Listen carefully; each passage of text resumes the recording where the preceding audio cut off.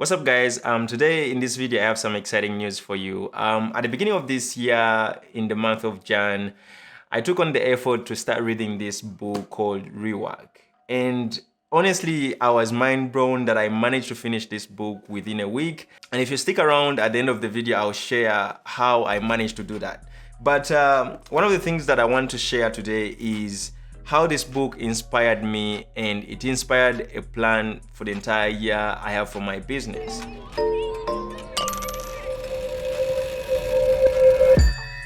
So before I dive in, I just want to mention that I've been thinking about this ad and reconsidering not to share, but also I feel like super excited to share something new I've just learned, and that's something that has impacted my life. Because right now, I mean, like, the enthusiasm I have to execute this idea is really way up there. So I'm imagining the same thing. If you right now go and read this book, you might be also inspired.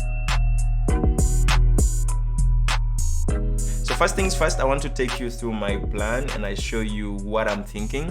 So when you come here and start reading, it says the plan version 1, 2021. And the initial idea I have is to start selling digital products. And when you ask me who is gonna buy my products, that's a question I had. But when you think about it, my channel right now is seated at I think it's around 2,200. And the reality of that is that if you're familiar with the term or the phenomenon of like 1,000 fans, in my thinking, I'm like, okay, there's already a community around my content. Like, people are seeing value in whatever I put together. And in my head, after reading this book, that I think I already like checked off the box of creating a community, because there's where they mention that if you to sell products, you have to have a community.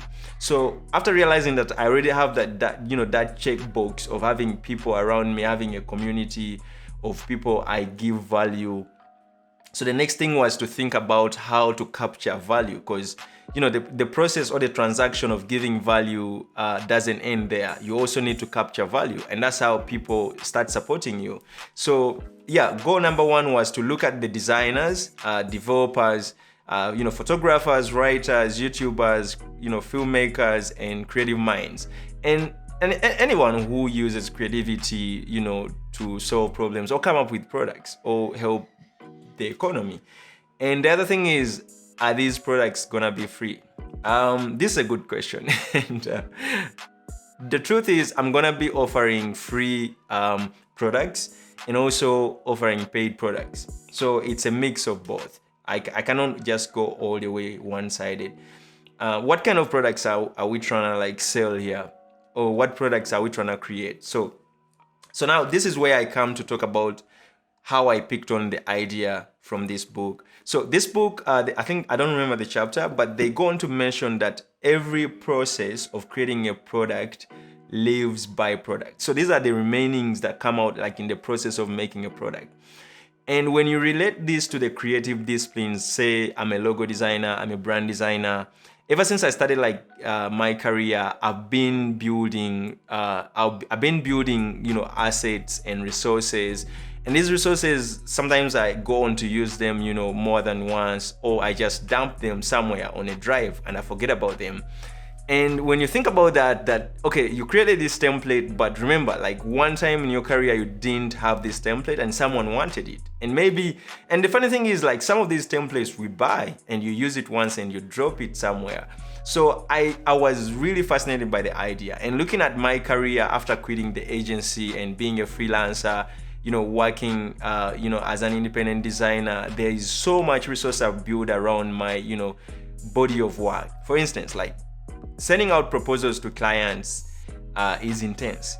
If you don't build a template that you can quickly and swiftly, amend to match the client need, that way you save time.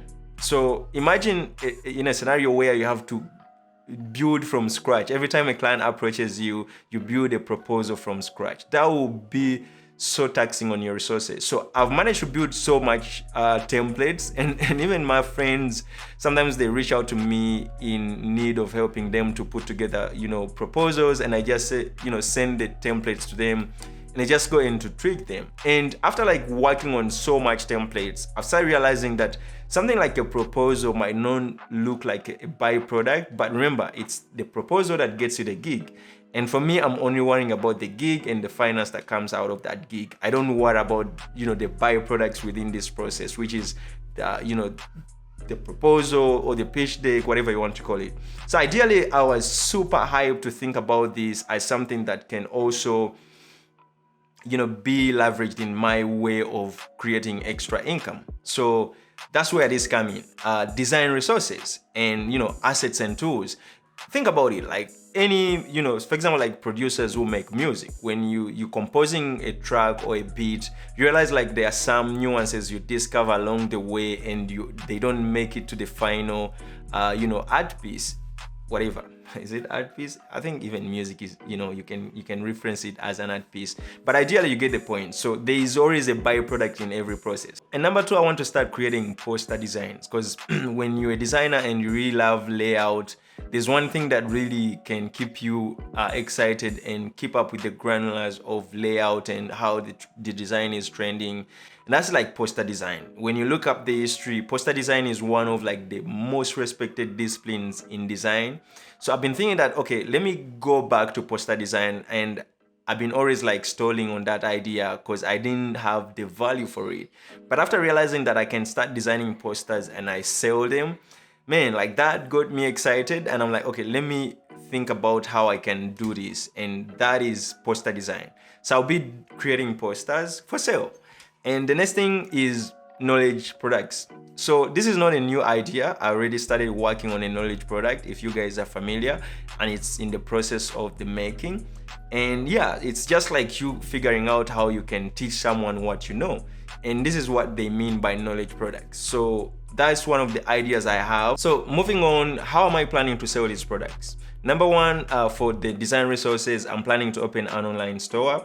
And for the knowledge products, it's as easy as having an online school, which is already in the process. If you watch my previous video, I highlighted a bit of the website design process.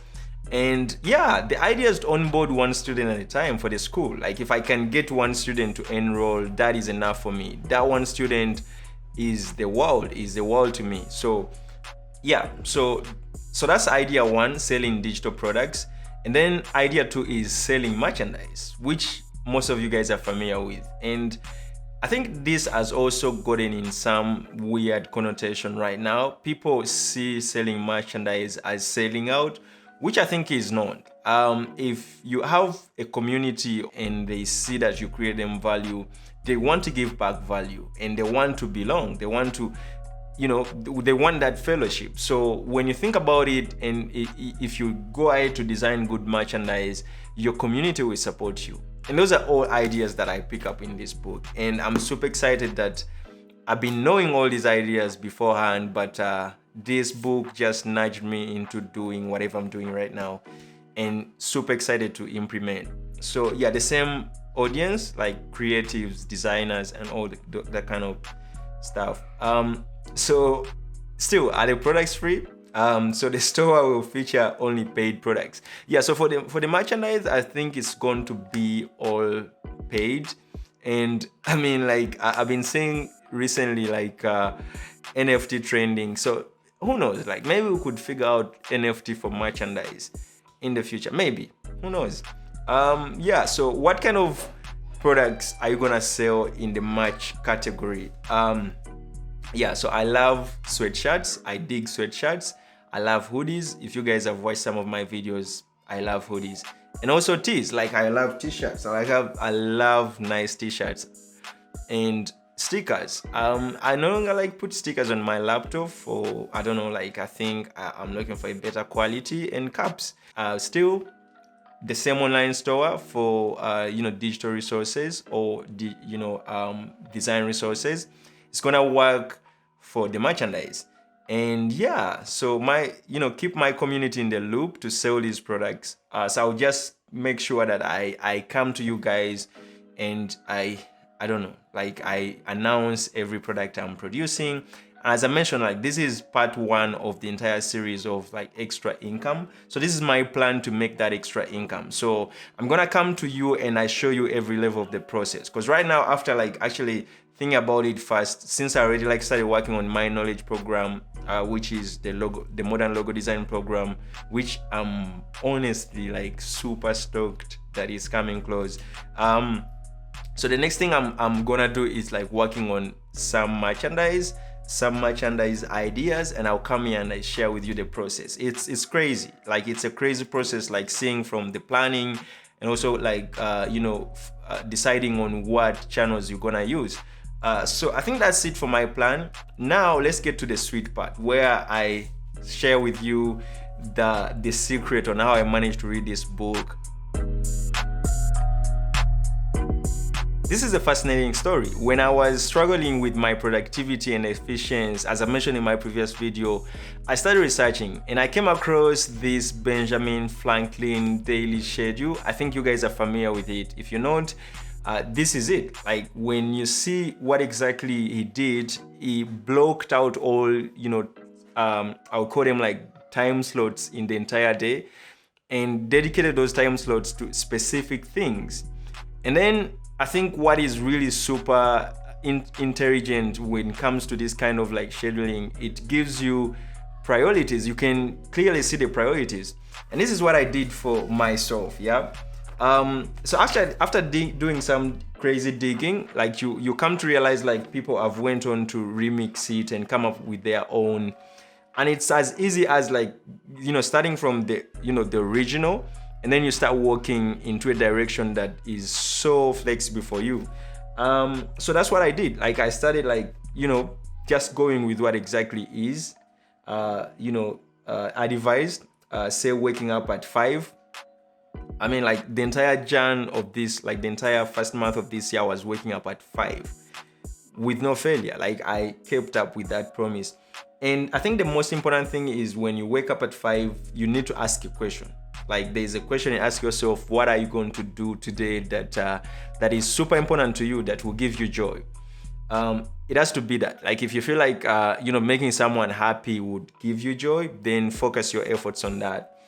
And then when you wake up at 5, the next thing you do, myself, like what I put on there as a to-do was meditate and work out and hit the shower. Like it's important, like you need to elaborate what exactly in specifics you're gonna be doing. So now I started like breaking down the time. So from 5, 6, 7, so by 8, and you can see I've been coming back and revising it. Like I've been coming back and revising it just to see how best it can work for me. So work starts at 8. And I started with 8, and then I realized like 8:30 is better, right? Like, as you can see there. And then, so the next thing was work, trading. And so trading, I gave, like, for example, like at 9, I did some work. Work was defined by trading, client work or client projects, and YouTube, and this is coaching for 1 hour. Like always I do my coaching sessions, like one-on-ones. So I say, okay, that will happen at 11. Like from that, this, like as you can see, bracket there by this kind of bracketing, it says from 8 to 11, I'll be doing work related stuff. And then from 12 to 1, I was reading a book or playing with my kid. And I made sure I don't fail. And the funny thing is, like I realized like I could combine playing with my kid and reading this book, because reading books is really boring. So there are times where he wanted to, maybe have fun with me, and I was okay with combining reading a book with him. And that's how I managed to do it. And I remember there were times where I enjoyed it and I went on for 2 hours and then went on for an extra hour. This is one of like the most important tool every creator needs. I don't know why I didn't start using this tool way back. And it revived my productivity. That's how I managed to finish this book. And I've been always like stalling on reading books, and I've just started reading this new book called So How to Speak and How to Listen, and it's incredible. Like it's a bit one of the hardest book to read, I would say. It's a classic one by Mortimer J. Adler. It's amazing. Like I've just recommended it to a couple friends, and I say you should read it if you really want to up your communication game. It elaborates more what communication is. Okay, yeah, so I think that's it for this video. And for those of you guys who are new to this channel, consider subscribing. Don't forget to like, comment below what you think about this new series of extra income. Yeah, it's gonna be a serious one. We're gonna like go in for some good episodes, I think, and we're gonna keep up with the daily thing of just random videos. And yeah, one thing before you go, I'm really right now needing your support. I want you guys to go become patrons, and I'm planning like some amazing content for the patrons. I've been thinking about like sharing my presentation when I'm presenting a brand identity, how I come up with the brand identity. So that will be like the first, I think, paid content on Patreon. For those of you guys who want to watch that, you can go ahead and comment in the comment section and let me know that this is something that interests you, or either than that, you can let me know what what you want exactly for me to package for you, so that you can maybe become a patron and support my vision. And on top of that, you guys know I drink coffee. I love coffee so much, so you can just go ahead and buy me coffee. That would be really amazing. So yeah, so I'll catch you in the next one. I mean, that's it. Like, is there anything we missed? I don't think so. I think that's it. Catch you guys in the next one. Love ya. Cheers.